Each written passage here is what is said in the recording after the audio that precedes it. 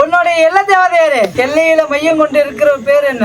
அவ இருக்கிற இடத்துல அருவாவுக்கு இடம் இருக்குடா.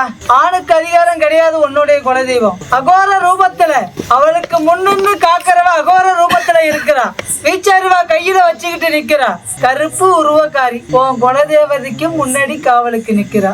ஏரிக்கார மோட்டுல இருக்குடாப்பா.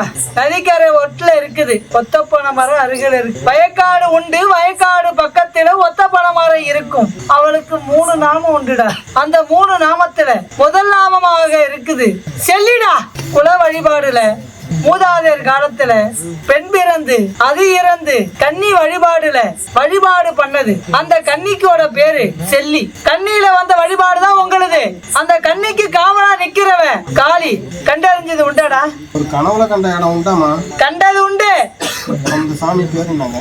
மருவி வந்த பேரு அவ சொல்ற பேரு. 5 தலைமுறைக்கு முன்னாடி வழிபாடு பண்ணது குலதெய்வன் அவனுக்கு. அது அண்ணனும் தம்பியும் காவலுக்கு முன்னாடி நிப்பாங்க. எதிர்கொண்ட ஆண் தேவதை ரெட்டையா இருக்கும். சின்ன கருப்பு பெரிய கருப்பு.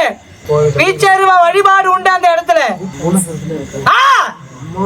அண்ணன் தம்பி 2 பேரும் காவலுக்கு உட்கார்ந்தது. கருப்பு வழியில கூட பிறந்த அர்த்தத்துல கடைசி தங்கிய நின்னதுடா. கண்டது உண்மை. நீ கண்டு இருக்கிற இடத்துல நாகம் இருக்குது. வளம் வந்து இருக்கு. அவளை புடிடா.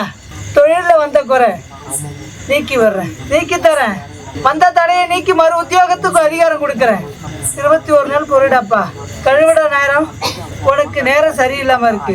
21 நாள் முடியட்டும். அதன் பிறகு உனக்கும் நீ உத்தியோகத்துக்கு அதிகாரம் நாளுல இருந்து அந்த திசையில இருந்து வடக்க நோக்கி உனக்கு அதிகாரம் கொடுப்பேன். 3 பாலகன்ல ஒரு பாலகம் இருக்காது. பலம் கிடையாது. ஒல்லி உருவம் சுருட்ட முடி. அவன் உனக்கு அதிகாரம் உள்ளவன் இல்லடா. அவனை முழுசா நம்பாத. முழு நேரம் அவன் கூட இருக்கிறவன். உன்னுடைய யுத்திய கையாளுறவன். ஆனா அவன் தான் பழிபாதகம் பண்ணுவான். அவனால ஆகக்கூடிய காரியம் 2 இருக்கு. உனக்கு நடத்தி வைக்கிறேன். உன்னுடைய மூலப்பொருளை அவங்கிட்ட சொல்லாத. அவங்கிட்ட இருந்து வாங்க கத்துக்க. எதையும் அவங்கிட்ட உளராதடா.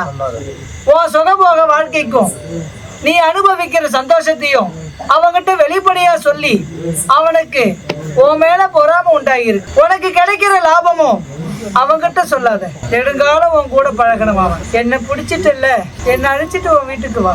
எந்த அச்சமும் வேணாடா. நான் தான் அது. உனக்கு அமைப்பா இருந்த குலதெய்வமும் நான் தான். அந்த இடம் தான். உள் வழிபாடுல சைவண்டப்பா.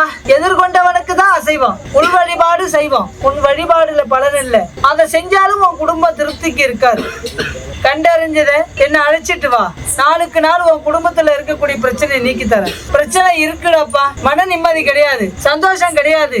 வீட்டுக்குள்ள ஏதோ ஒரு கஷ்டங்கள் இருந்துகிட்டு வர மாதிரியே இருக்கும்.